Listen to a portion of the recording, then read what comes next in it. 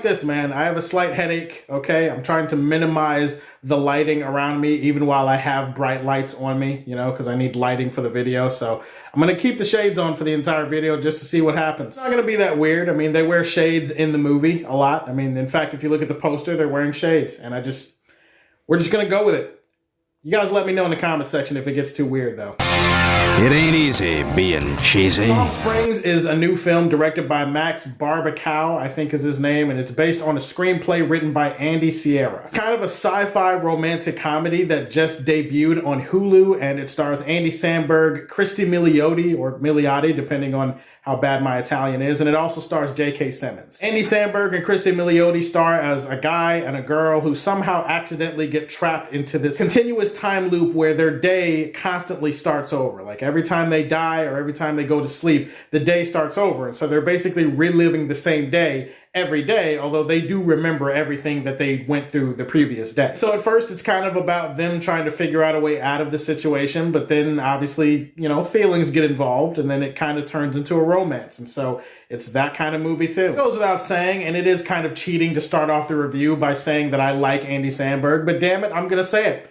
I like Andy Samberg. He's got that chaotic oddball energy that I like so much that I'd like to say I actually have a lot of that energy in my life. As far as a Groundhog Day movie, I mean, obviously we've seen this type of movie before, thousands upon thousands of times before. In fact, we've seen Groundhog Day movies so much, it kind of feels like we're reliving a Groundhog's Day type of scenario by seeing these type of movies pop up all the time. The premise of someone living through a day over and over and over and over and over and over again. We've seen that premise, we've seen that concept explored in a lot of other movies, but I feel like in a lot of other movies, the issue at hand is really the primary focus of the movie. But instead in this movie, it's kind of the background that forms the basis for the story. It's really a love story that happens to revolve around the concept of Groundhog's Day, as opposed to the movie being about Groundhog's Day, like in a very sci-fi sense, and then the romance is kind of the background. It's kind of flipped in that way. A lot of the film comes down to the way that it's executed. This is a film that is funny, it's heartfelt. The movie has a perfectly balanced tone. It knows when it needs to be a sci-fi movie, it knows when it needs to be a romance movie, it knows when it needs to be really funny. It keeps the concept fresh and unique every day and leans into the fun of that scenario. This movie is funny, not like in a belly laugh type of situation, but more like in a consistently laugh from scene to scene type of situation. The dialogue in this movie is very clever and witty, and it could have been written in a way where it's like really raunchy and over the top, but that's not what they do here. There's a self-awareness to a lot of the dialogue and a lot of the scenarios and situations in this movie that I think really elevated the material.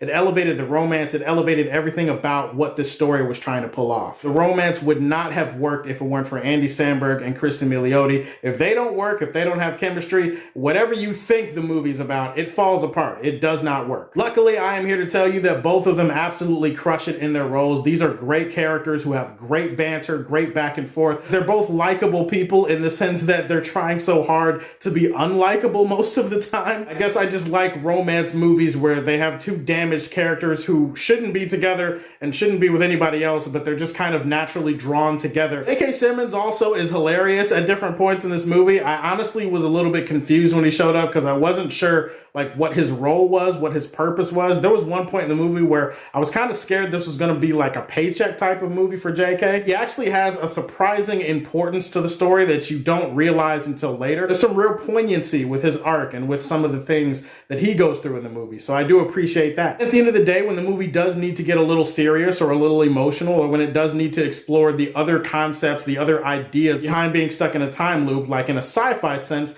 I think the movie executes it on that level too. The only real issues that you have with the movie is that there are some times where some things maybe can feel a little predictable, but that's probably the Groundhog's Day in you. You just feel like you've seen that shit over and over again. Also some weird imagery in the movie where I kind of get sort of like what they're going for, and I get how some things that they're going for are open to interpretation. But I don't know, I guess I got hung up on the why of some of the imagery in the movie. It's not that big a deal, it's more of a nitpick that you notice while watching the movie. I suppose you could argue that the rest of the characters surrounding Andy Samberg and Kristen Milioti in the movie, outside of J.K. Simmons, like the rest of the characters, you could argue that they're a big nothing burger if you really wanted to. There is some drama that is kind of trumped up among the other characters that you never really care about. The movie never really gets you invested in anybody else other than Andy Samberg and Kristen Milioti, which is not a bad thing because really it's their story that's the heart of this whole thing. I loved Palm Springs. It's one of my favorite movies of 2020, I'm gonna give this one the highest rating of Superman Prime. Definitely, you should check this movie out whenever you get a chance. Now tell me, on a scale of 1 to 10,